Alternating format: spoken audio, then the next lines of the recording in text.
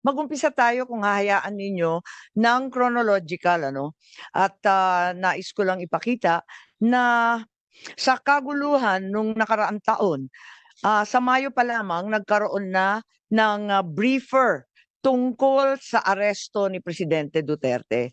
Hindi tama yung sinasabi na walang kinalaman ng Pilipinas dito. Ilang beses tinatanggi ng ating mga opisyal, sana narito sila para ipaliwanag. Subalit nag-press release po ang liwaliwanag nung DOJ Assistant Secretary Mico Clavano, May 8 ang kanyang mga press release at sa kalagitnaan ng kaguluhan tungkol sa PI, yung ating People's Initiative sa kaguluhan ng Davao at Maisog rallies ay biglang nagkaroon ng bagong briefer na ginagawa ng DOJ. Ito ay unang-una for the potential arrest of President Duterte, ikalawa ang pagbabalik ng Pilipinas sa ICC. Maliwanag na last year pa, May of 2024, nag-umpisa na ito. At sabi rito, aware naman tayo na yung policy ay hindi papasukin ng ICC. Pero posible naman mag-iba. So, yun ang nakakaabala dito. Mayo pa lang, pinaplano na yata ito. At kahit sinasabi ng ating kagalang-galang Secretary of Justice, sana narito siya, sabi niya, labas-masok ang dayuhan sa Pilipinas. Libo-libo sila, daan-libo pa ang pumapasok na waring di natin nalalaman. Ngunit, kilala ng ating Bureau of Immigration ang ilang ICC, mga tauhan na klaro na pumasok dito. Unang-una, maliwanag, si Maya Destura Bracken. Dumating noong October 4, 2024. Siya ay galing US at interpreter siya noong ICC. Maliwanag po yan. At maliwanag din na dumating siya sa Pilipinas. Ikalawa, andito din yung protection expert para ipagtanggol ang mga testigo. Ang pangalan, William Rosato, dumating sa Pilipinas October 15, 2024. Mahabang pagpaplano to. Nakita din natin na may dumating din na isa pang protection expert at iba pang mga dumating na si Amir John Kasam. Dumating October 20. At yung investigador, dumating din sa October 24. Siya yung huli. Ang huling ICC na nasa record ko, October 24, Glenn Roderick Thomas Cala. Siya naman yung investigador at hindi ko alam kung kumpleto na ito dahil meron pang binabanggit na Robin Croft na abogado naman nila at may binabanggit din sa kanilang mga usapin na bagong team ng tatlo parating daw ng 19 October. Hindi ko na nakuha yung pangalan pero maliwanag na merong mga dumating na ICC at nagpakilala bilang tauhan talaga ng ICC na may kanya-kanyang espesyalidad. May protection expert, may investigador, may interpreter, may abogado. Klaro po yun at itinira, hindi natin sa sigurado ang binabanggit at sinulat nila sa kanilang immigration papers, Midas Hotel, Raffles Hotel, Diamond Hotel. Humingi rin sila ng protection detail and transport sa Pilipinas. So maliwanag na ang Pilipinas ay tumulong at talagang nagpakita ng partisipasyon. Matagal na ito, Mayo pa, tapos October pa, kaya nagtataka po tayo kung bakit tinatanggi ng ating mga opisyal na may ganito. I also received information na yung ICC personnel pala, may agenda, may mga impormasyon galing sa administrasyon na hinihingi. Ang mga hinihingi nila sa agenda nila, unang-una, bank account records, June 2016 to 2019, ng isang Peter Parungo. Meron din silang mga hinihingi ng mga blotter, mga seized evidence, radio transmissions, sa Police Station 6 sa Batasan Hills, QC. Alalahanin natin na meron tayong bank privacy. Kaya nakakapagtaka bakit yung bank account records na kami mismo dito sa Senado hindi makuha-kuha, naibigay sa ICC.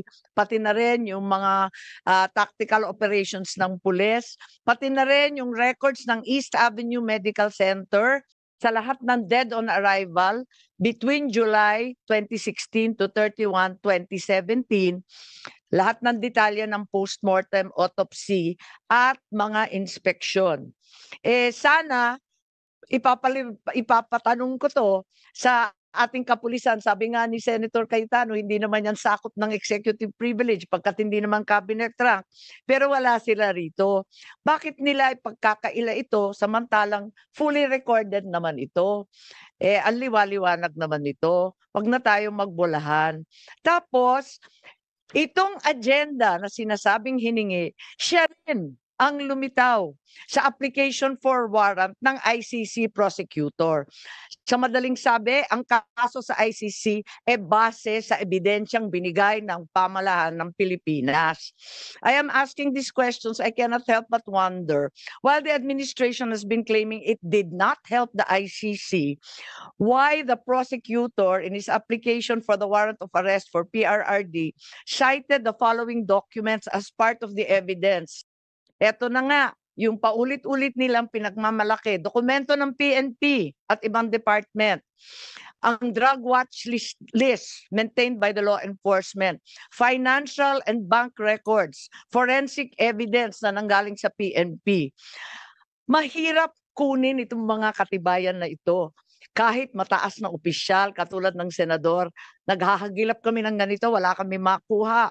Paano nakuha ng ICC prosecutor kung sa mga salita at deklarasyon ng ating administrasyon ang sinabi, it will not lift a finger to help the ICC. Bakit? Verbatim, lahat ng hiningi nila, nakarecord sa agenda, yan din ang lumitaw na katibayan para sa warrant of arrest. Even if you were to assume that there were members of the PNP who helped the ICC prosecutor in an unofficial capacity, why were these not detected by our intelligence officers? I find it very hard to believe. Malaki po ang budget sa intelligence. Tignan po natin. Ang NSC, sana nandito si Secretary Anyo.